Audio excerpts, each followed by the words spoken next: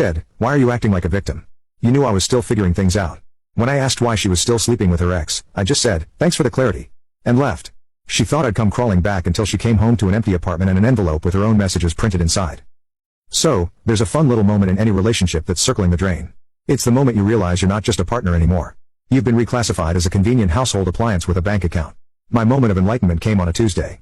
It arrived via a text message that was not intended for me, which is probably the most cliché way to discover a betrayal, but I guess the classics are classics for a reason. My girlfriend Clara had a habit of leaving her laptop open on the kitchen counter. I honestly never looked. I have my own sources of digital misery. I don't need to borrow hers. But as I was making coffee, a notification popped up on the screen.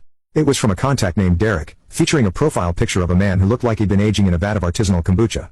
The message read, "Last night was amazing. Can't stop thinking about you." He suspect anything? For a normal person, this would be the part with yelling and slammed doors. But I'd been dating Clara for 2 years, and her world wasn't exactly what you'd call normal. It was a special, enchanted place governed by astrology, auras, and the unwavering belief that her feelings were more important than, say, physics or objective reality. The red flags had been there all along. Of course, they weren't just flags. They were giant illuminated billboards.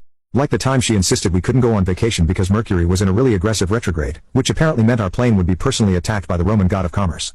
Or when she explained that her inability to pay her share of the rent was due to a scarcity mindset she was working on, which sounded a lot like what I called being broke. I had chalked it all up to personality quirks. I thought it was charming.